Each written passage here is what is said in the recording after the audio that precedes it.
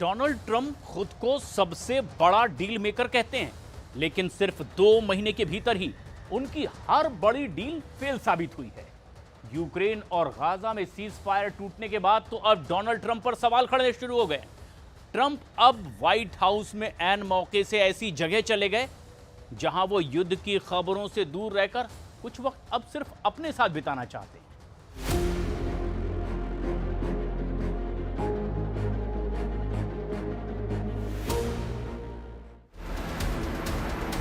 Donald Trump का खास helicopter marine one उतरने वाला है।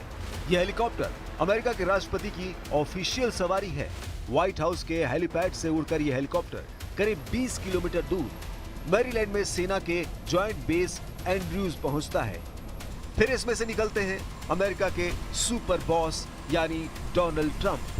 ट्रंप कहां जा रहे हैं, ये समझने के लिए इनका मूड देखिए।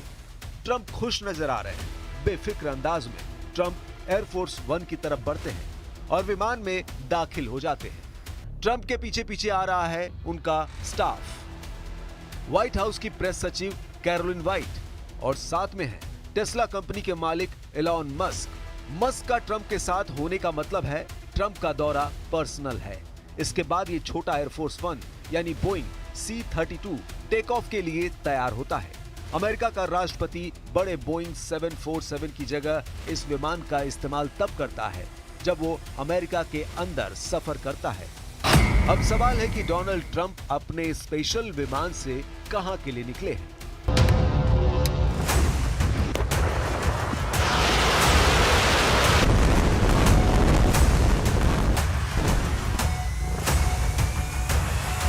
जब दुनिया में कई वॉर जोन रीएक्टिव हो चुके हैं, गोले बारूद वाले युद्ध से लेकर टैरिफ वाली जंग छिड़ चुकी है, तब सवाल उठ रहा है कि क्या डोनाल्ड ट्रंप 2 महीने के कार्यकाल में फेल हो गए हैं?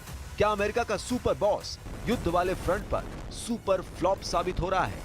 अमेरिका से दुश्मनी फिर से रिकॉर्ड तोड़ रही है। खामेनेई से लेकर जिनपिंग और पूरा यूरोप ट्रंप के खिलाफ खड़ा हो रहा है। क्या यह माना जाए कि अब अमेरिका की कोई नहीं सुन रहा है? दुश्मन ही अब ट्रंप के खिलाफ नहीं, बल्कि अमेरिका के पुराने साथी भी अब बागी हो चुके हैं और सबके टारगेट पर अब डोनाल्ड ट्रंप हैं।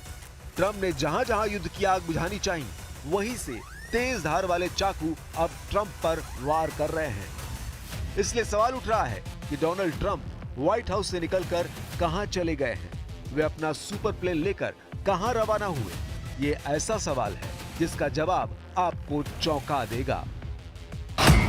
अमेरिका का सुपर बॉस राष्ट्रपति पद की शपथ लेने के बाद पहली बार न्यू जर्सी में अपने मैदान पर गोल्फ खेलने के लिए ट्रंप नेशनल गोल्फ क्लब बैडमिंस्टर जा रहे हैं।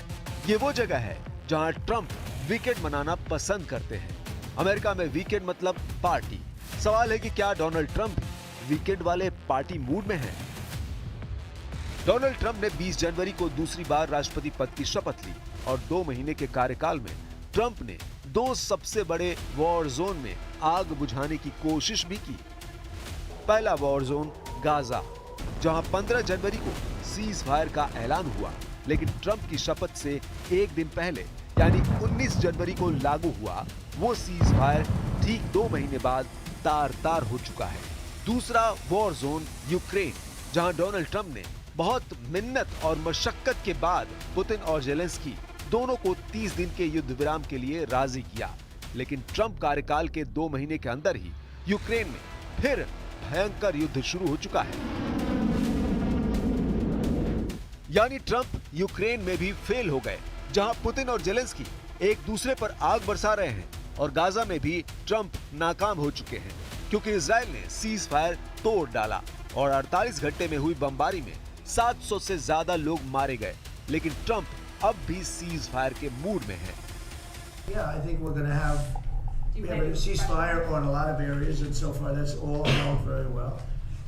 And getting that ceasefire, they had a lot of guns pointing at each other. We had some soldiers, unfortunately, surrounded by other soldiers, and they are going to be, I believe, we're going to pretty soon have a full ceasefire, and then we're going to have a contract. And the contract's being negotiated, the contract in terms of dividing up the lands, et cetera, it's being negotiated as we speak.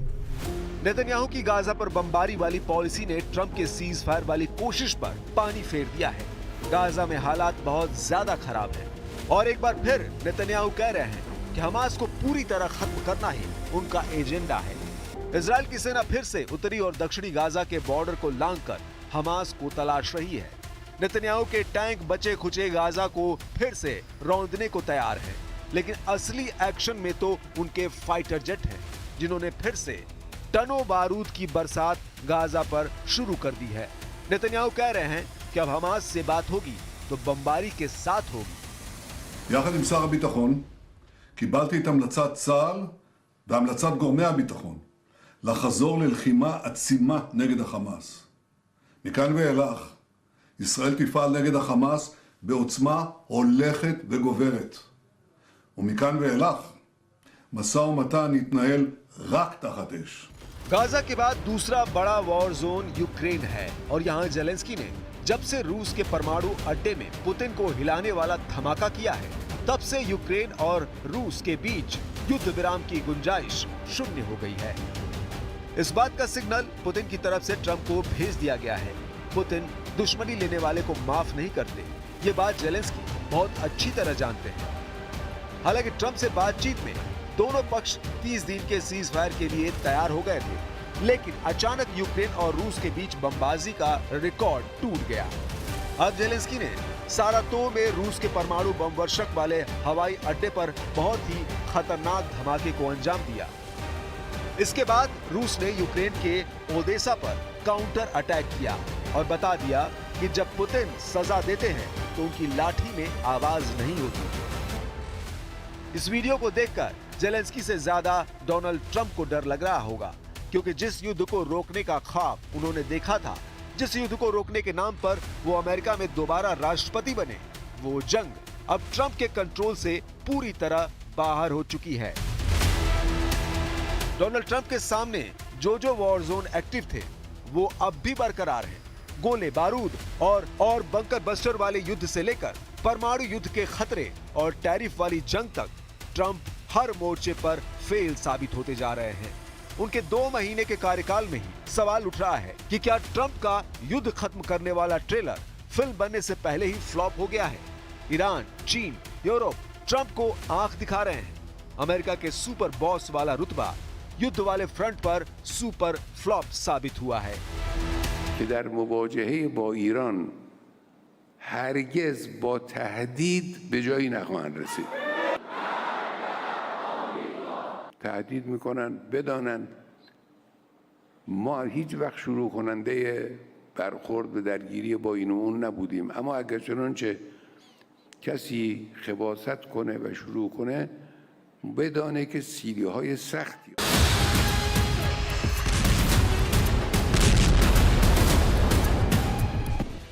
Iran के सर्वोच्च नेता Ali Khamenei बार बार बता रहे हैं कि America चाहे जितनी बड़ी ताकत हो, डोनाल्ड ट्रंप चाहे जितने बड़े डील मेकर हों, ईरान उनके साथ समझौता नहीं करेगा।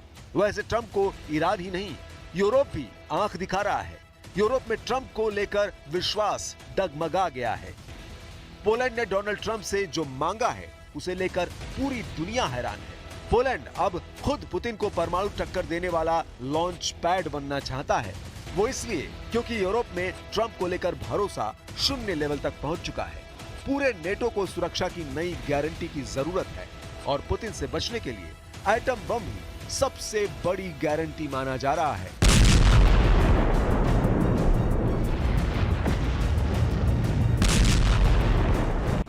इसलिए पोलैंड के राष्ट्रपति आंद्रे चाहते हैं कि डोनाल्ड ट्रंप अपना एटम बम उन्हें सौंप दे, यानी अमेरिका अपने परमाणु बम पोलैंड में तैनात कर दे। रूदा के मुताबिक बिना परमाणु हथियारों के रूस को रोकना मुश्किल है। International law remains the strongest tool for civilized nations to ensure a lasting peace. However, today I would add that peace can only be defended if it is backed by the real force capable of deterring a potential aggressor. On the other hand, if a war could not be prevented, Restoring peace requires justice as well as force. This is because only a just peace can be lasting.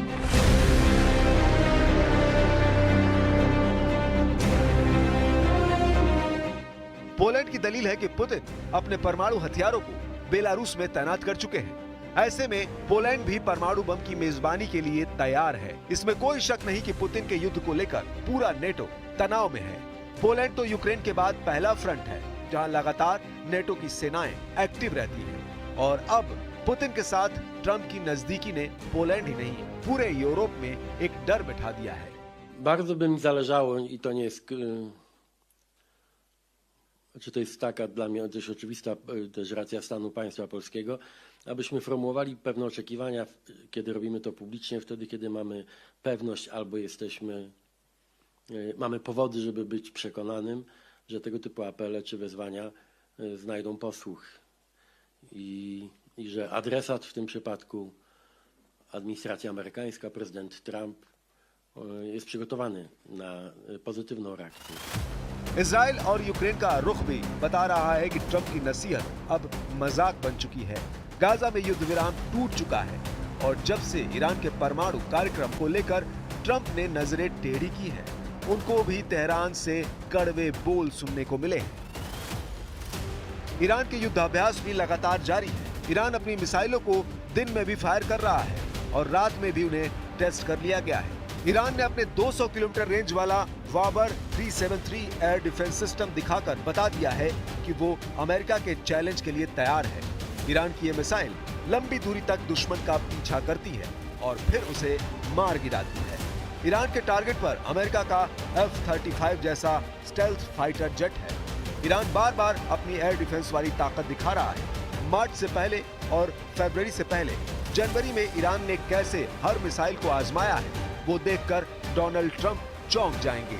मार्च के आखिर में किसी भी हमले के लिए Iran ने खुद को पूरी तरह तैयार कर लिया है ताकि वो अमेरिका और इजराइल के गुस्से का सामना कर सके।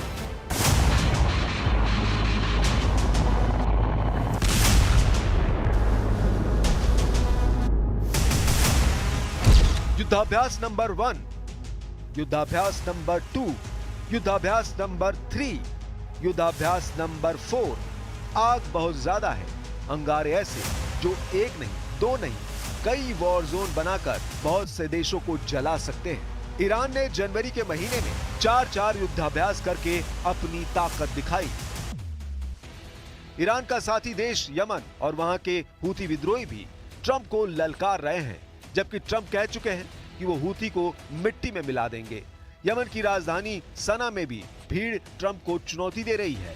सवाल है कि क्या ये मजमा देखकर ट्रंप यमन को दूसरे गाजा में तब्दील कर देंगे। قدم أيضا من جديد التحذير للأمريكي أن استمراره في عدوانه على بلدنا إسنادا منه للعدو الإسرائيلي إنما يدفع بنا إلى مواجهة تصعيده بخيارات تصعيدية إضافية. यमन के पास अमेरिका का एयरक्राफ्ट कैरियर ट्रूमैन लगातार एक्टिव है और यहां से उड़ने वाले हर फाइटर जेट के टारगेट पर यमन के शहर हैं। लेकिन यमन का गुस्सा अमेरिका को बहुत कम करके आंक रहा है और यही बात ट्रंप के रौब पर सवाल उठाती है। इसमें कोई शक नहीं कि गाजा से लेकर बेरूत और यमन से लेकर तेहरान तक डोनाल्ड ट्रंप की छवि अब डील मेकर नहीं, वॉर मेकर की बनती जा रही है। और ट्रंप के लिए बड़ा झटका यह है कि उनकी धमकियों को अब कोई गंभीरता से नहीं ले रहा।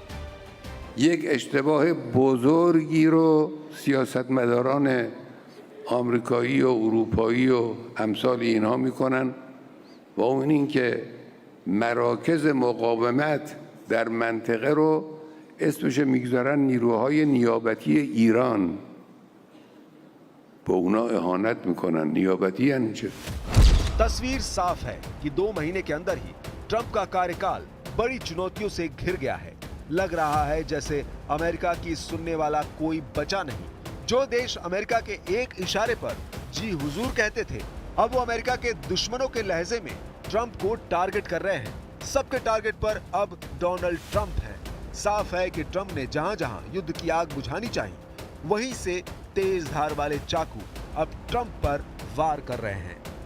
डोनाल्ड ट्रंप जब वीकेंड वाले मूड से व्हाइट हाउस लौटेंगे तो दुनिया में कुछ खास नहीं बदलेगा, लेकिन एक बात है जो यूक्रेन, गाजा और यमन में होने वाले धमाकों के साथ बहुत तेजी से बदलता जा रहा है, और वो है डोनाल्ड ट्रंप का मेक अमेरिका ग्रेट अगेन वाला नारा। क्योंकि अमेरिका ग्रेट तभी है जब दुनिया अमेरिका की बात मानेगी।